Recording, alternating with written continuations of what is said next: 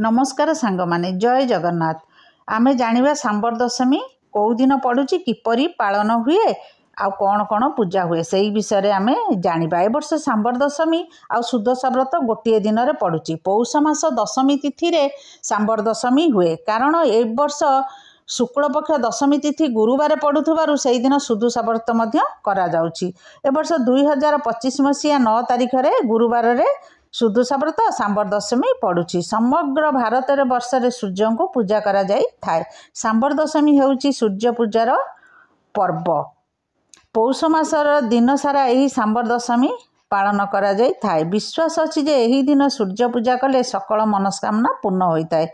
माँ माने पिला मानकर निरोग शरीर दीर्घमय जीवन कामना करी माँ माने सूर्य देव को पूजा करी थांती। एही दिन पिला मानक नाम रे प्रत्येक नाम रे पिठा मिठा खीरी खेचुड़ी तरकारी पूजा होई थाए। सांब दशमी पूर्व दिन ठाकुर बासन माजी रखिबा, घर द्वार लिपा पोछा करिबा, दुब बरकोली पतर आंब डाल जहा फल मूल सब परिबा सबू किणी आनी रखिबा।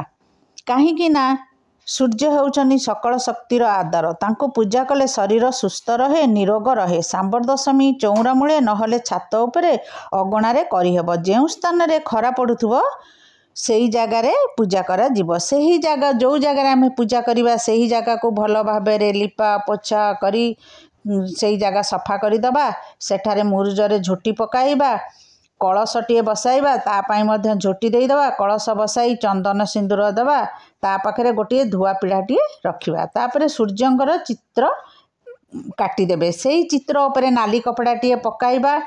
तापरे हलदी पानी रे गुआटीए धोई सेही गुआटी को सेही पीढ़ा उपरे रखिबा। गुआरे चंदन सिंदूर फूल दुब बरकोली पत्र सबू दबा। सूर्यंकर नाली चंदन और नाली फूल रे अति प्रिय, तेणु मंदार फूल देले बहुत भल। पीढ़ा सामने मंडल कटा जीव। प्रत्येक पिलांक पई गोटिए गोटिए मंडल काटिबा। मंडल उपरे तांक नाम रे जहा आपण मानसिक करिथिबे भोग पई ताहा मिठा पिठा फल सबू बाढ़ीबे। सूर्य देव को पूजा करा जीव। विभिन्न प्रकार परिबा पकाई स्वतंत्र एक तरकारी तैयारी हुए, ताकू घड़घड़ी तरकारी कुहा जाए। यही पर्वर मुख्य होउची एही घांट तरकारी। खेचुड़ी मध्य बड़ा जाए। तापरे क्षीर रे सूर्य को अर्घ्य दिया जाए। ए दीपरे आरती करा जाए। एहा परे धर्म देवताय नम भास्कराय नम दिवकराय नम कही पुष्पांजलि दिया जाए।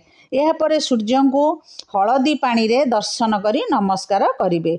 सूर्य को पूजा कले सकल चर्म रोग दूर हुए। सांबर दशमी दिन 3 धोपरे भोग होता है। प्रथमे फलमुआ भोग हम, द्वितीय पहरे आपण जहा मानसिक करिथिबे ए खीरी खेचुड़ी तरकारी काकरा पिठा मंडा पिठा गईठा पिठा चकुली पिठा पिठा मुआ मिठा जहा आपण मानसिक करथिबे ताहा दीपरे भोग हब। किंतु तृतीय पहर रे सूर्यास्त परे महाकाल नाम रे बुढ़ा चकुड़ी भोग होई थाए।